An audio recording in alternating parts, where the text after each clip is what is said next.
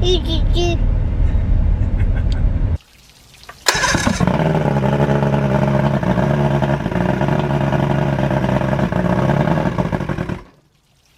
as you can see, I've got it somewhat running. However, it looks like we got a couple issues. I think right here is one of the spots where I jammed a chisel in there to get this lower unit out. So obviously that was a bad idea.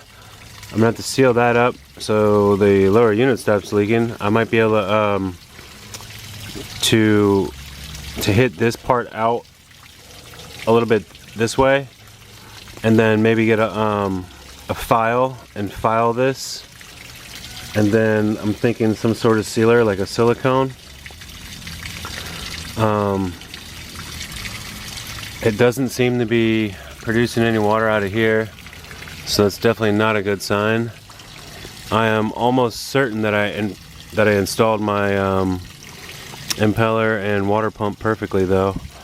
So now I've got another issue to troubleshoot. But I think we're a little bit better placed than where we were. So originally I just replaced this little end piece here. It was $12 just to replace this plastic so that way my hoses could hook up correctly.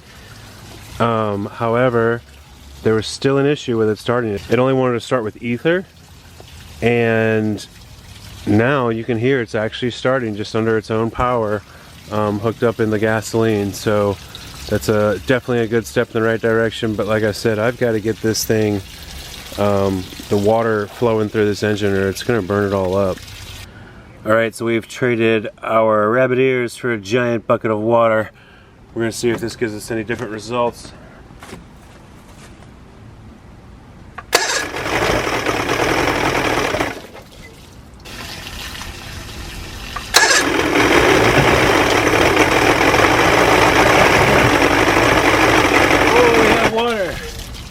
We got water coming out the water pump. What do you call that? Telltale. Oh, hell yeah.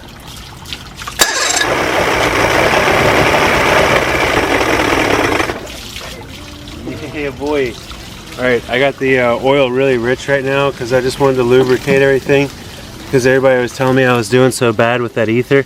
So I'm gonna actually turn the water off and not flood my yard and go put a little more gas in the oil gas mixture.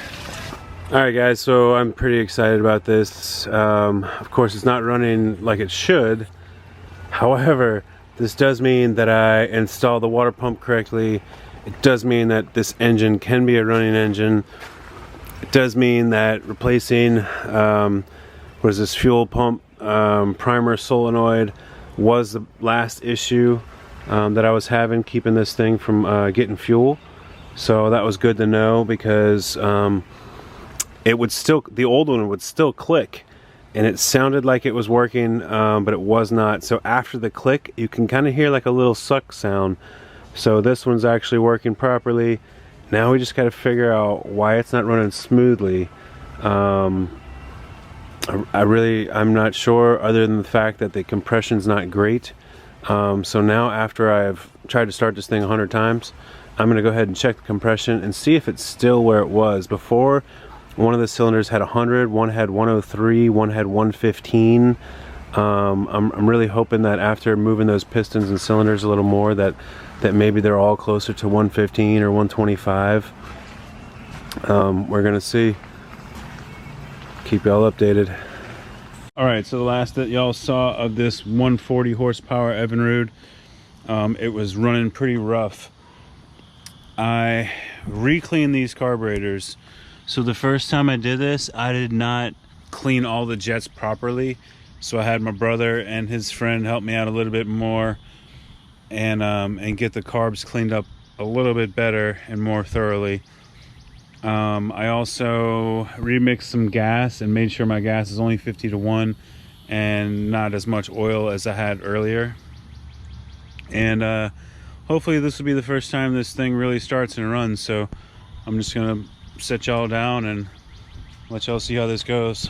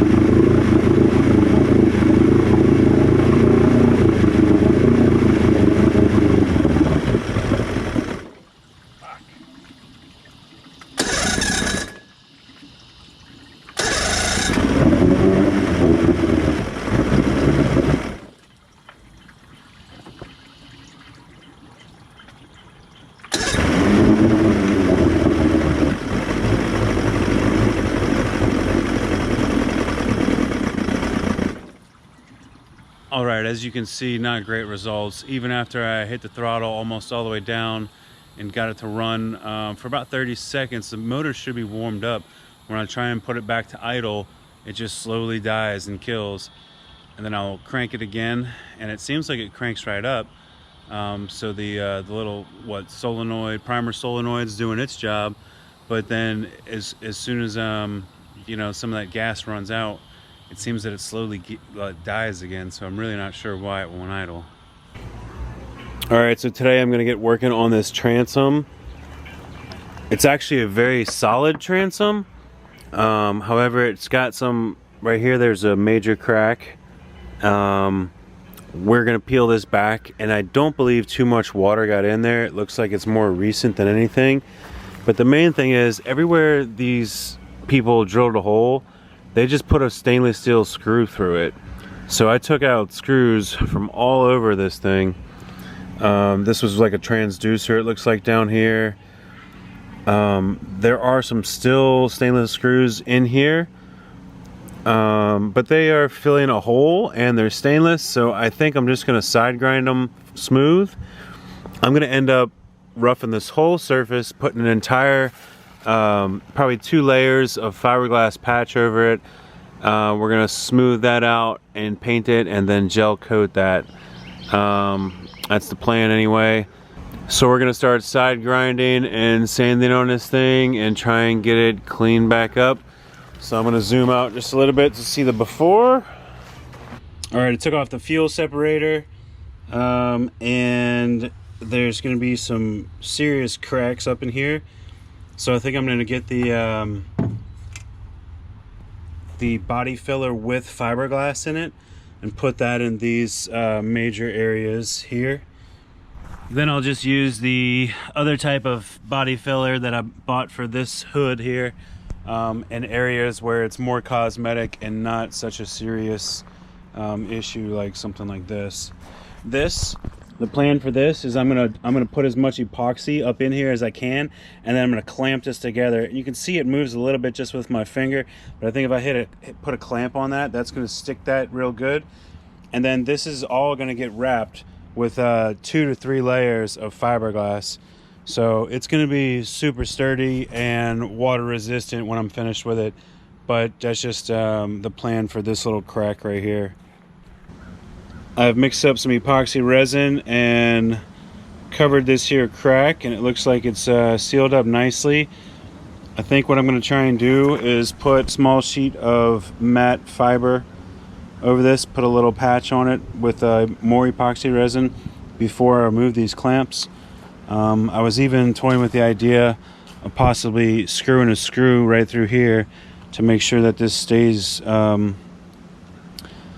together when I pull the clamps off. So I'm just kind of rolling around some ideas on how to keep this together, because I don't want it to open back up as soon as the clamps come off. All right, now I'm going to take you over here to my pride and joy, and hopefully I didn't just ruin my boat, but I ended up getting rid of these what do you call them, spider cracks and all sorts of areas. I hit this with the side grinder. And the plan for this is to put a strip of fiberglass here where you can see the fibers, sand that, and then put filler on top of that, sand that, and then cover this whole boat in acetone. And I'm gonna clear coat, or excuse me, I'm gonna gel coat basically from this line up. I'm gonna gel coat, and then the bottom part, I'm not sure how, but I'm gonna paint it black. And if you've ever painted the bottom of a boat black, how do you do it with, like, how do you take it off of these boards that, you know, hold your boat on your trailer without cracking a hole in your hull? Like, I can't just take a jack and jack this thing up, you know? So if y'all have done this before, let me know. I'd love to hear how y'all do it. Here's another major area. It looked like here was the deepest spider crack. And when I started grinding this with the side grinder, you could tell that the fiberglass underneath was discolored. So water was already getting in there and weakening the integrity of this here. And this is actually right where the gas tank sits. So it's probably not a great place to have some sort of crack or damage to your hull. So I'm gonna end up putting probably 3 or 4 patches of fiberglass weave over this before I put any kind of filler on it. So I'm not just gonna fill this with filler. I'm gonna make sure I fiberglass it first and make sure everything's sealed up well. So the Wellcraft boat came with these 2 side compartments, but it had no lids on it. So I am slowly cutting out a piece of cardboard that's gonna fit in there just perfectly. And then I'll use this as a template to cut 2 compartments out of wood. It looked like the last guy had Velcroed his compartments in here. I'm not sure if we're gonna go that route. I guess it's possible. Otherwise, I might have a little latch system that would be a little bit nicer. So we're gonna see if maybe we'll get a latch on it. If you recall, we had to redo the back of this front padded seat on the Wellcraft project. So I cut out a piece of plywood, painted it white, and now I'm ready to, well, almost ready to staple it in. The next step is going to be take out about 1 million stainless steel staples. So I didn't realize that they even had these, but these staples did not corrode whatsoever. So I'm gonna see if I can find some like this. If not, we're putting regular staples and probably just clear coat over them and get this thing back together and into the boat. All right, so I'm currently trying to remove this 18-gallon aluminum gas tank. It is full to the brim with bad gas. I'm going to attempt to siphon this out into those jugs over there. I've never done this before. I'm not sure what I'm supposed to do with this bad gas. So for all my YouTube friends out there who might have a bit of advice, what am I supposed to do with bad gas? I'm not going to just pour it down the drain, but can I bring it to the oil change place, or do I need to go recycle it somewhere? How does that work? Why are you looking at an empty spot in my driveway? Because there's no boat there. We sold it. That is 3 successful buys and flips of boats. Made a profit on every one. And I guess the only thing to do now is to make a profit on this one. So if I can make a profit on this Copart boat, even if it's $100, I'm gonna say this whole flipping thing is a win, because so far so good. But obviously this one's got a lot more damage than I ever expected. I don't know if you can see that, but there she goes. Okay, I've got my main man here. We're gonna try and catch Ezra's first fish today. Okay, so we're out here where I grew up, sliding down this dam. He's taking it all in. Seems to be a dead turtle upside down over there.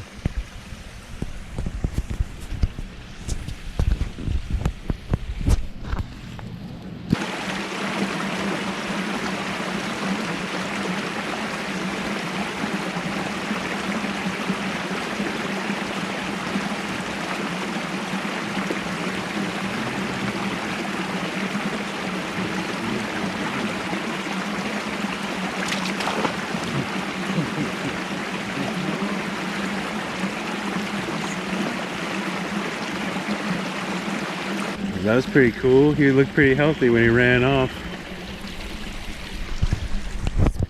Beautiful place to go up. It's about a mile long, a little less than a mile, but there's 3 subdivisions that all kind of back up to it.